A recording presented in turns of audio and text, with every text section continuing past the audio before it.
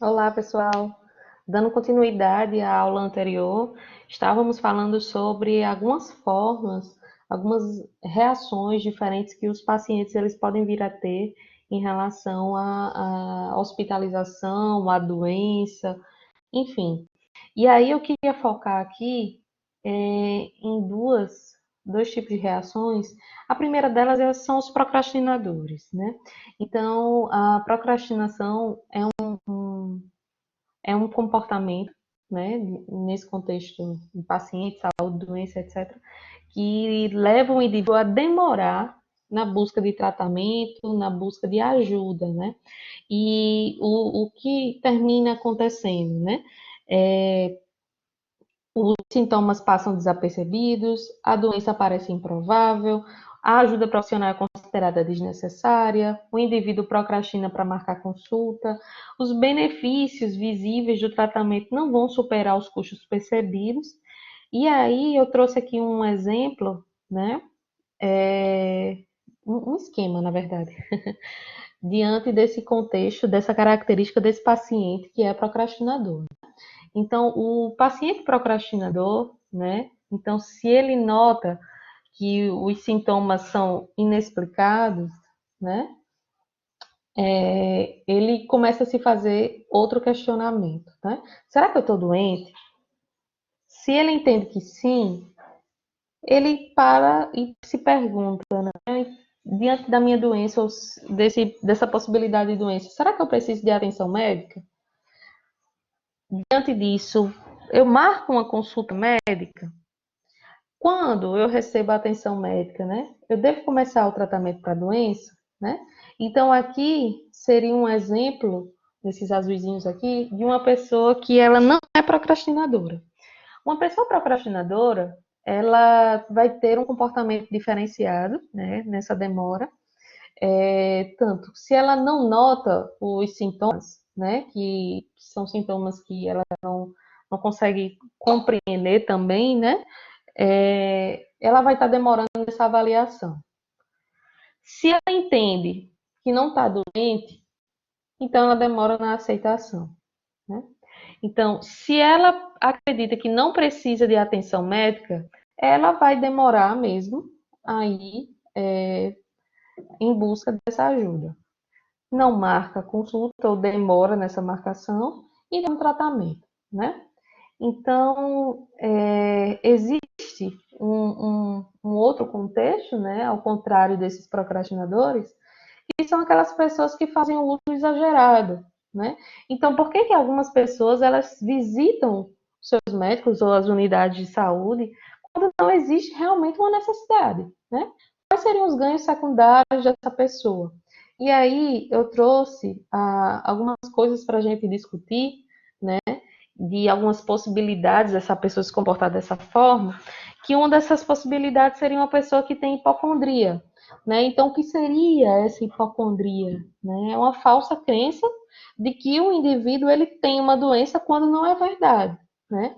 Então, geralmente a gente vê muito claramente uma pessoa né, que tem essa característica de hipocondria quando ela escuta o relato de alguém que está doente, né? E diz, menina, eu tô sentindo a mesma coisa, né? E aí não se questiona, né, sobre seus sintomas, sobre suas características, né?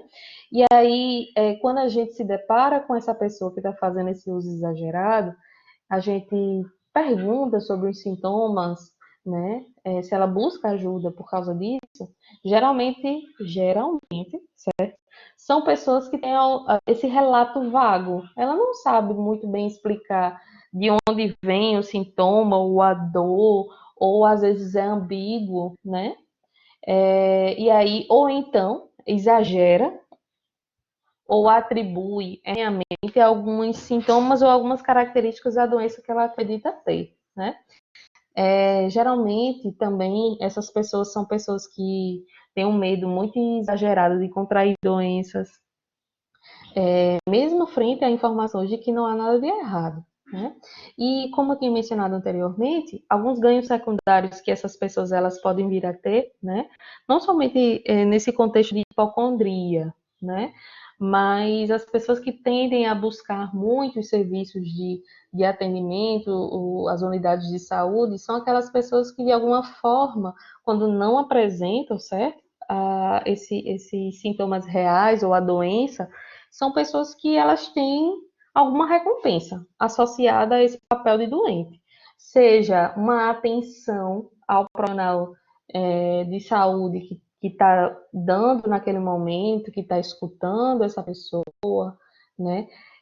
Que estando doente, essa pessoa, ela tem uma capacidade, assim, de descansar. Ah, eu estou doente, não me atribua outras responsabilidades, eu preciso relaxar, tá? Então, é algumas possibilidades, né? Também tem questões relacionadas ao financeiro, né? A faltas no trabalho e assim por diante, que tem correlação com isso que a gente já está conversando, né? Então, diante desse contexto das reações do paciente frente à hospitalização ou à doença em si, né? É importante a gente parar e pensar assim, como é que o paciente ele pode se engajar mais e aderir melhor ao tratamento, né? O paciente ele deve aceitar, né, os cuidados e a condição que ele se encontra hoje, que é diferente de quando ele está saudável, ou seja, muitas vezes é uma condição de dependência, né? Durante esse processo de reabilitação, de cuidado, de quando está doente, ele precisa, de fato, efetivar algumas mudanças no estilo de vida, seja em relação a hábitos alimentares, exercícios físicos, a mudanças de hábitos, né, de maneira geral, até de trabalho, de emprego, dependendo se agrava a sua sintomatologia ou não, né? Então, o que pode estar atrapalhando, né? Como a gente já tem conversado no vídeo anterior,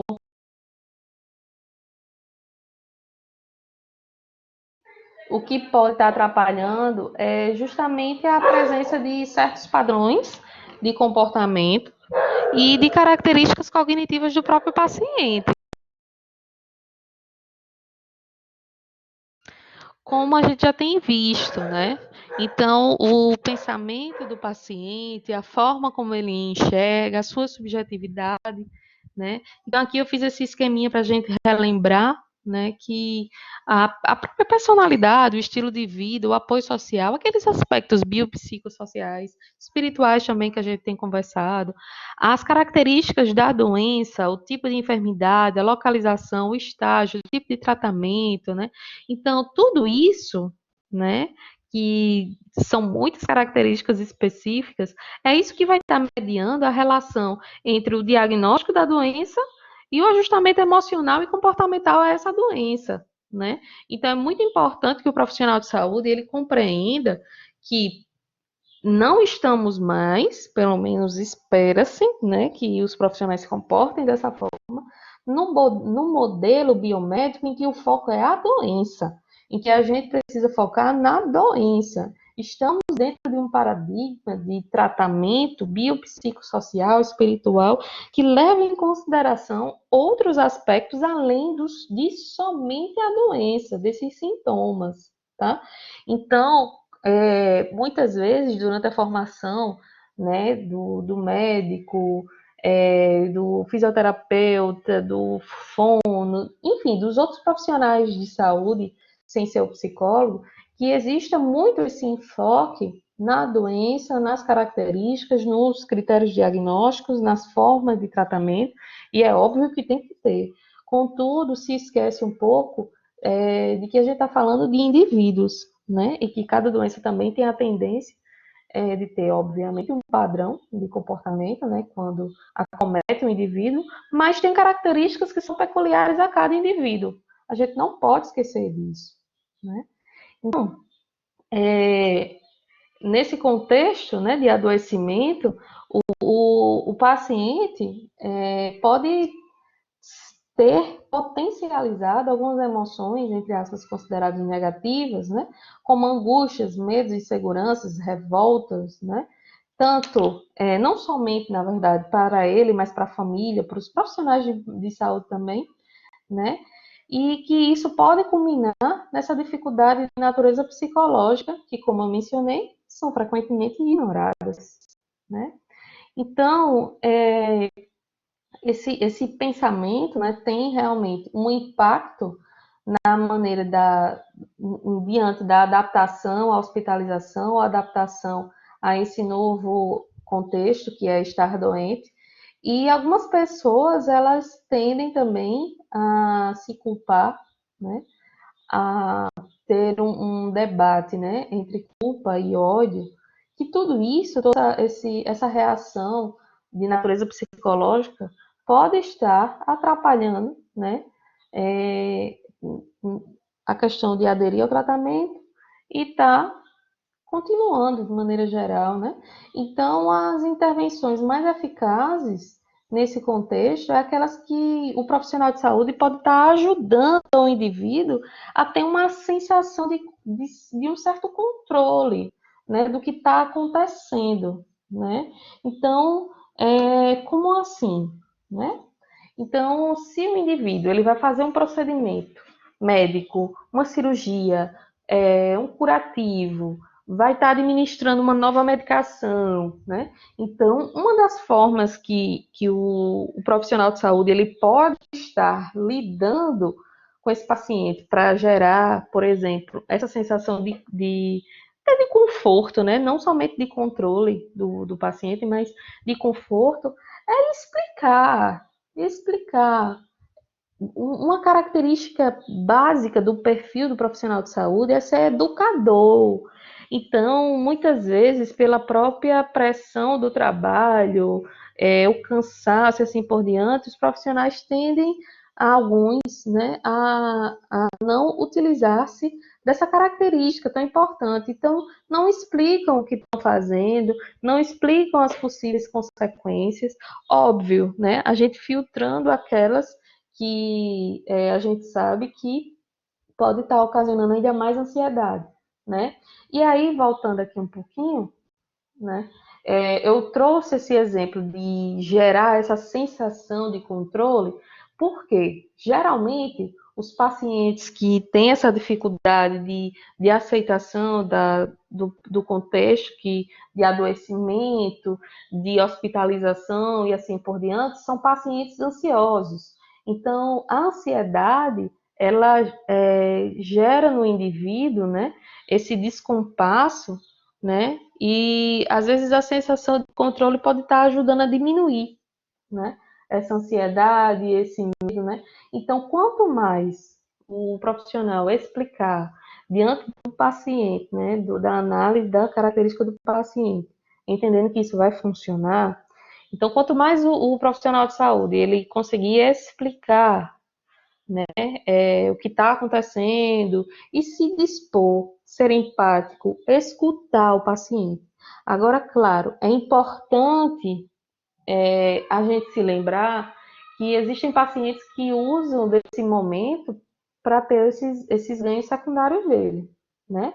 Então, ficar necessitando de mais atenção, necessitando de mais esse zelo, né, do profissional e assim por diante, né? Então, é muito importante que a gente possa estar avaliando para que a gente também não possa estar reforçando alguns comportamentos inadequados do paciente, né, que não vão estar agregando no processo de tratamento dele, tá? Então, essa segunda aula sobre o enfoque, né, observação do paciente, fica por aqui. O próximo vídeo vai estar focando na família e nos profissionais de saúde, tá? Então, até lá. Tchau, tchau.